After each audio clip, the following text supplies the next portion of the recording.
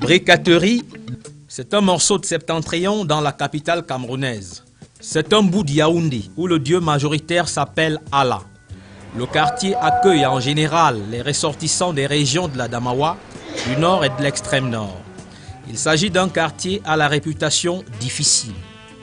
Le commerce l'emporte sur les autres activités. Le sort de la fille devient la rue. Le contexte la prédestine à une carrière de belle de nuit. La page de l'école se referme ainsi, sans jamais s'être ouverte. Plan International Cameroun marque son indignation quant au forfait ou fiasco de la fille en classe. En réaction, l'organisation met sur pied le projet éducation de la fille.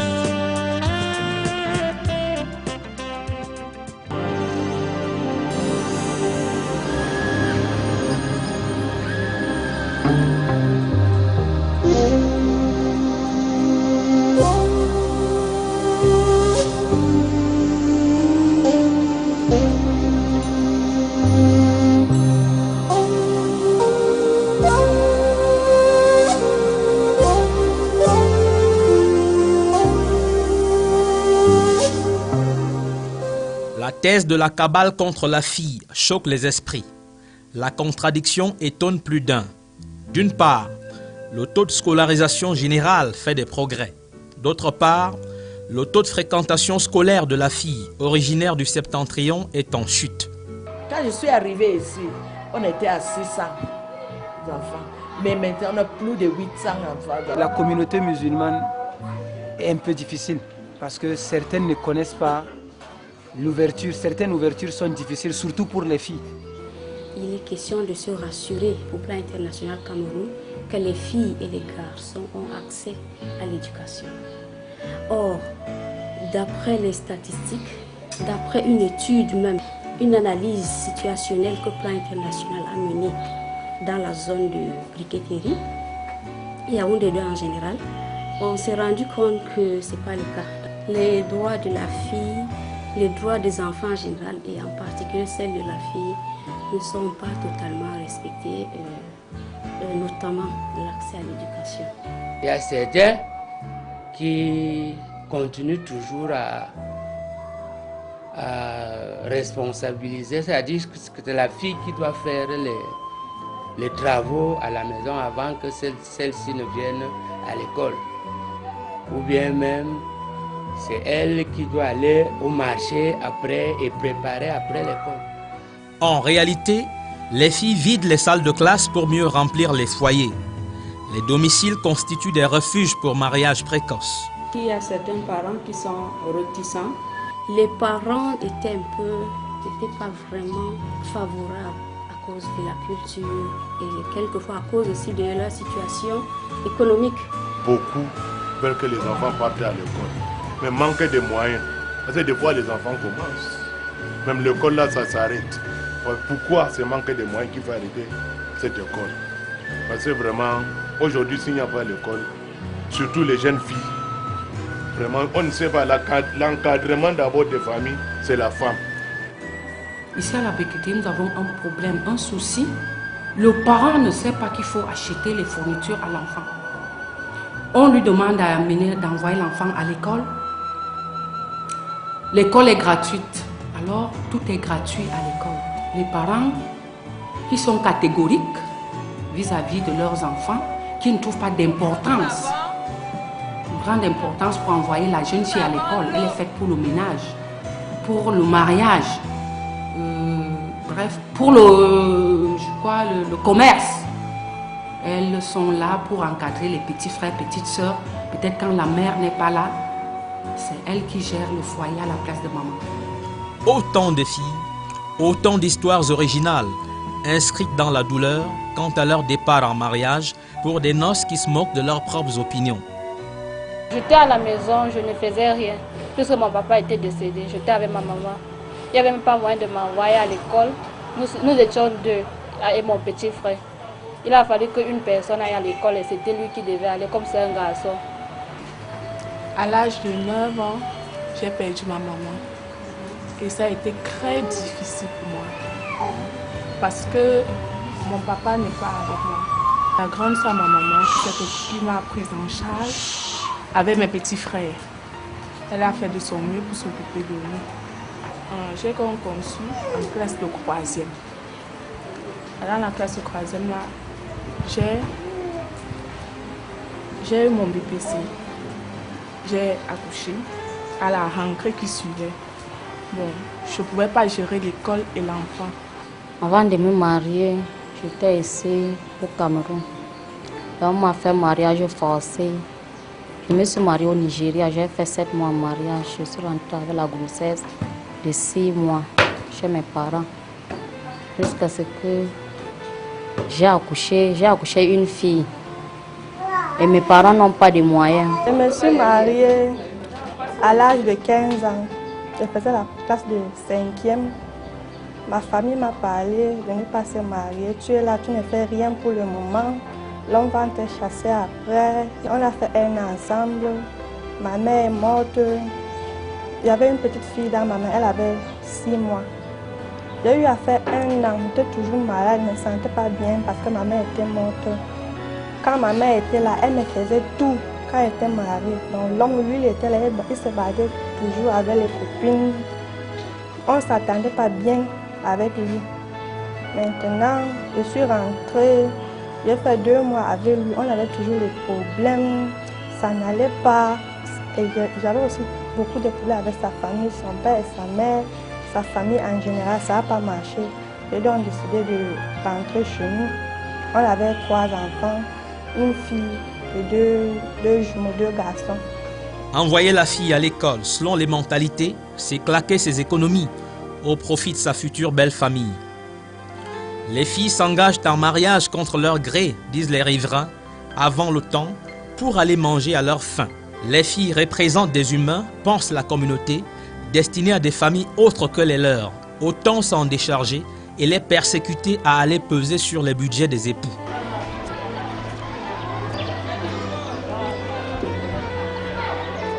Éduquer la jeune fille. Plan International en fait sa mission. C'est grâce à l'appui de Plan International France. L'organisation conclut un accord de mise en œuvre avec l'Association des femmes Haoussa pour le développement à FADEV.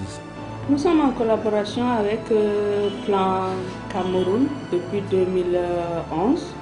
Nous avons d'abord commencé par le renforcement de capacités institutionnelles de la structure. Plan nous a donné beaucoup de livres. Tout ce qui accepte First School Living Certificate. On a 100% pour 5 ans maintenant. Et c'est les livres-là qui nous aident. Et les enseignants aussi utilisent les livres-là. L'effectif a augmenté. D'abord dans les classes, le travail a changé, le travail a augmenté avec les 1145 livres qui sont venus nous doter. Les résultats même ont été bien et dans les classes, tout a changé. Le taux de fréquentation de la jeune fille à Yaoundé 2 est un taux élevé puisque les garçons ont un taux plus bas et les filles ont un taux élevé. Et cette année, beaucoup de nouvelles filles sont venues à l'école. Les jeunes filles ont un taux de 96%. Je remercie beaucoup Plan Cameroun et AFADEF pour leur appui. D'abord l'appui didactique, l'appui en faisant des causeries éducatives, l'appui en faisant des séminaires, l'appui même en faisant des conférences. C'est le renforcement des capacités du personnel enseignant qui a permis à mi-parcours du projet de voir une amélioration du taux du CEP et du First School Living dans la zone. Dans le bloc scolaire Tchingoliga, tout a changé avec l'appui Plan Cameroun et AFADEF. L'enseignement, la façon même de se comporter des enseignants. Parce que quand on se rencontre avec d'autres écoles, nous ne nous comportons pas comme eux. Donc, Plan Cameroun et AFADEF ont joué un grand rôle à Tchingoliga. Maison après maison, l'opération porte à porte à la briqueterie recense les victimes et de la déscolarisation et des mariages précoces. La collaboration avec les pouvoirs publics est digne d'éloge. La fierté la plus légitime est que la jeune fille à Yaoundé 2, au niveau de la briqueterie, va déjà à l'école de façon massive. Ça c'est d'un. Et de deux, la deuxième fierté est au niveau de la réhabilitation des infrastructures, du mobilier, de la fourniture du matériel didactique, la contribution au niveau de la capacitation, le renforcement des capacités des enseignants, des chefs d'établissement et de la communauté éducative. Résultat au niveau même des performances scolaires, résultat au niveau des performances de mes collaborateurs, résultat au niveau de la qualité des enseignements que la jeune fille en particulier et l'élève de Yaoundé 2 reçoit au jour d'aujourd'hui. Aujourd'hui, vraiment, si vous allez à la briqueterie, là, les parents pensent éducation, même pour les filles. Les mamans savent que quand il faut faire une tontine, je dois garder quelque chose pour aider vraiment à l'éducation de la jeune fille. Les hommes sont favorables et ils autorisent les filles d'aller à l'école au lieu de les stopper à un certain niveau pour le mariage. La jeune fille, elle sait que dorénavant, elle doit conduire une famille et de ce fait, elle ne doit pas être analphabète. Il faudrait qu'elle sache d'abord comment tenir son ménage et on apprend tout cela à partir de l'école. Obtenir des diplômes, nous sommes à l'école primaire, c'est le premier diplôme qu'on obtient. Et ce diplôme peut m'amener une jeune fille très loin. Si elle sait lire, elle sait écrire, je crois que c'est un grand changement. Je ne parle pas du côté de l'hygiène que nous avons eu à mettre sur pied à partir de plans également. L'encadrement que nous avons reçu dans ce projet pour la jeune fille. La contribution des leaders traditionnels et religieux. Ce n'est pas uniquement l'éducation de la jeune fille musulmane, c'est l'éducation de la jeune fille dans la zone en général. Mais toujours est-il, pour faire ce travail, il fallait absolument avoir l'accord des leaders religieux et traditionnels. Fort heureusement, ils ont bien compris la question, la nécessité d'éduquer la jeune fille, de la scolariser suffisamment. Ils ont été acquis à la cause de l'éducation de la jeune fille. Ils ont fortement contribué aux sensibilisations dans le cadre du projet. Et aujourd'hui que nous nous retirons de la zone du projet, ils se sont engagés d'eux-mêmes à continuer avec les sensibilisations dans la zone jusqu'à ce que toute la communauté comprenne la nécessité d'envoyer les filles à l'école, les accompagner pour qu'elles puissent compléter leurs études sans problème et accéder à un emploi. Avant, moi je demande Dieu, Dieu donne-moi les garçons. Et je trouvais vraiment que les filles ont pitié. Parce que mes enfants à la maison, si je suis malade, ça ne va pas maintenant, moi je ne sors pas. Vraiment, le garçon entre et regarde, bonjour, il sort. La fille vient, elle me trouve, papa, pourquoi aujourd'hui tu es couché à la maison? Je dis, je suis malade ou bien je n'ai pas l'argent. Je vous jure, même pas comment. Même un 2000 comme ça, elle me donne. Elle a pitié de moi. C'est le pourquoi je demande vraiment l'appui aux jeunes filles. L'appui aux jeunes filles. Moi, ce que je demande, ce que je veux. Je n'ai pas refusé pour les hommes. Qu'on fait aussi, mais les filles d'abord.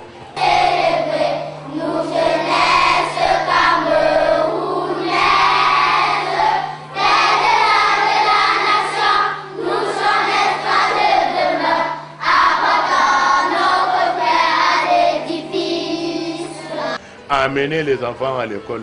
Nous sommes là. Et nous sommes là pour les parents là. Nous sommes là pour les parents là. Parce qu'on met les enfants à l'école. Afadé vient demander qu'ils n'ont pas donné l'argent de séquence. Elle fait tout le papier. Elle donne l'argent de séquence pour que les enfants puissent fréquenter. Ne gardez plus les enfants à la maison. Que les enfants restent à la maison, c'est même pas bien. C'est pas bien. Il faut que les enfants viennent à l'école. Nous sommes là pour ces communautés. Et nous sommes là pour ces enfants. Et plein à faire. Ils sont avec nous, venez amener les enfants à l'école. Les réinsertions scolaires se multiplient. C'est surtout quand le niveau intellectuel de départ relève du respectable. Les opérations de remise à niveau s'organisent en cours de soutien. Des répétiteurs envahissent même les domiciles. Voilà. Aujourd'hui, le besoin est toujours là, la communauté l'exprime, même comme le projet est en train de se retirer, mais nous pensons qu'il a porté des fruits. Beaucoup de parents ne savaient pas comment aider leurs enfants au niveau des cours de répétition. Et certains avaient l'argent, mais jusqu'à là, les enfants ne s'en sortaient pas. Depuis qu'il y a le centre de Komkana à la chefferie, parce que nous sommes ici à la chefferie, c'est facile. Et surtout que c'est nous-mêmes qui choisissons les enfants et c'est nous-mêmes qui sensibilisons les parents d'envoyer leurs enfants à venir. Et j'ai vu beaucoup de progrès, parmi lesquels, pas plus tard que les derniers concours et le CEP, là on a eu 11 enfants du centre qui ont réussi le concours et le CEP. Vous voyez, c'est un grand changement. Et dans notre communauté, la communauté musulmane, vous savez qu'on marginalise trop des femmes. Dans le cadre du projet, nous avons mis en place les plateformes de participation et d'expression des enfants, notamment des clubs de filles et les gouvernements d'enfants dans les écoles et les forats d'enfants en communauté. Il s'agissait des plateformes dans lesquelles les enfants pouvaient apprendre à s'exprimer, soulever des questions qui concernent leur éducation, les difficultés auxquelles ils font face et proposer des solutions sous l'encadrement d'un adulte. Après l'évaluation de ces plateformes, on s'est rendu compte qu'au niveau de la communauté, les enfants membres des forats ont une très bonne maîtrise de leurs droits. Et surtout, la jeune fille, à travers ces plateformes, a appris à pouvoir s'exprimer en public, à pouvoir défendre ses droits. Et si ça continue même après le projet, ça aura des résultats de longue portée. D'autres activités qui sont comme le forum, on réunit les enfants, on cause avec eux, on blague avec eux. Les enfants maintenant sont ensemble. Il n'y a plus de distinction entre musulmans, chrétiens. La jeune fille même voit le bien fondé de ne pas rester à la maison, de ne pas faire le petit commerce et de venir à l'école. L'école n'a pas de choix par rapport au genre. Donc tous les enfants sont égaux et qu'on leur donne les exemples où les femmes camerounaises ont des postes de responsabilité, y compris même les femmes des zones où on croyait que seul le mariage suffisait à la fille. Les filles Plan et Afader, en dehors des heures de cours, de maintenir les enfants par rapport aux activités pratiques. Je peux citer le tricotage, le dessin et même comment la jeune fille doit rester soit à l'école, soit à la maison ou au quartier. La priorité va aux formations professionnelles. C'est lorsque le profil scolaire d'avant-mariage est querellé. Avec ces formations, je vais ouvrir un atelier de couture pour subvenir à mes besoins. Si, exemple, lui, il paye la scolarité des enfants, moi je pourrais acheter les fournitures des enfants. Maintenant, le matin, je sors à la maison à 7h30 ou 8h. Je pars à ma formation, 15h30, 16h, je rentre chez moi. Et tout le monde me respecte maintenant. Parce que j'ai eu à faire une formation. On peut déjà fabriquer le savon en liquide qui est ici et aussi le tapioca qu'on a fabriqué aujourd'hui. Et il y a aussi l'eau de javel qu'on vient justement de faire. Au communautaire, je vois les groupements villageois d'épargne et des crédits que nous avons mis en place. Ce sont des groupes qui réunissent des femmes vulnérables qui mettent un peu d'épargne de côté pour pouvoir assurer leurs propres besoins et les besoins de leurs enfants, y compris les besoins scolaires, sans avoir opéré des choix entre l'éducation de la fille et l'éducation du garçon. Je pense que ça, c'est une activité qui a permis de renforcer suffisamment le pouvoir économique des femmes dans la zone qui, aujourd'hui, à côté de la satisfaction de leurs besoins de base et des besoins scolaires de leurs enfants, participent à la prise de décision au niveau familial. Il y a un changement de position au niveau de la communauté parce que ces femmes générant des revenus et contribuant à un certain nombre de responsabilités dans leur famille sont désormais considérées autrement par leurs époux. Ça, c'est un résultat en matière de genre qui est très important pour nous. Notre association s'appelle Rama. C'est une association des femmes. Elle a été créée il y a beaucoup d'années. Bon. Nous sommes le 17e groupe de la brique parce que c'est formé de 38 groupes. On se déroule dans le petit commerce, les beignets, les sucettes, la vente de l'huile raffinée. En août, là, quand nous commençons, c'est pour préparer la rentrée des enfants. Parce qu'en septembre, il faut que nos enfants aillent à l'école, comme les enfants des riches aussi. Oui, nous les préparons dès maintenant. Que papa soit là ou pas, on soit aussi capable de contribuer, ne serait-ce que pour le début de l'école, avant que lui vienne après nous aider, s'il peut. L'année dernière, même, nous avons reçu les dons de Plan Cameroun. Il a eu à beaucoup nous aider. Et cela nous avait fait avancer. Toutefois, le projet charrie des motifs de regret. Les bénéficiaires, sans exception aucune, se réjouissent des formations reçues. Mais elles souhaitent un accompagnement complet. Il s'agit de l'octroi des budgets d'installation. J'aimerais qu'en fin de formation, je puisse avoir un fonds pour pouvoir réaliser mon projet. Atelier de couture, de sous-vêtements. J'aimerais aussi aider les autres filles comme moi. J'aimerais que la formation continue. La formation continue parce qu'il y a beaucoup de filles comme moi qui sont restées à la maison, qui ne font rien. Parfois, on me pose souvent les questions, ça se passe comment là-bas? Je dis que ça se passe bien. Le projet est circonscrit dans l'arrondissement de Yaoundé 2e. Or, la fille souffre des mêmes maux dans tous les autres quartiers de Yaoundé et même le reste du pays.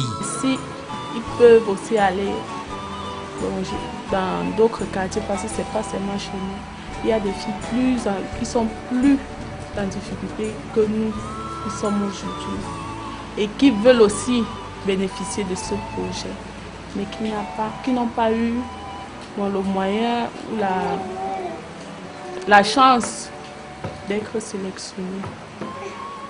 Je voulais qu'on prolonge un peu le temps de certaines formations de mes soeurs, parce que comme moi je suis en décoration, le nombre de mois donné est normal pour la décoration, mais une qui est en coiffure, il faut 9 mois, couture 1 an, restauration, hôtellerie, 9 mois.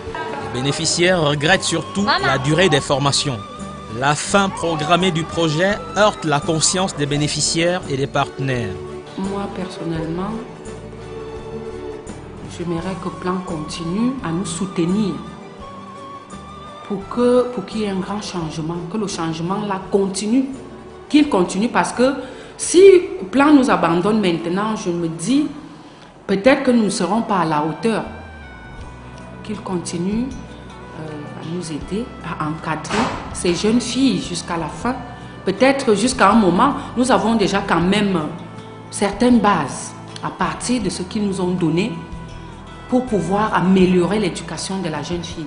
Je recommande vivement que nous ne soyons pas sevrés de sitôt de ce projet qui nous accompagne au quotidien. Au niveau de l'amélioration de la qualité de l'éducation au niveau de notre arrondissement et surtout au niveau de l'amélioration de la scolarisation de la jeune fille de la briqueterie.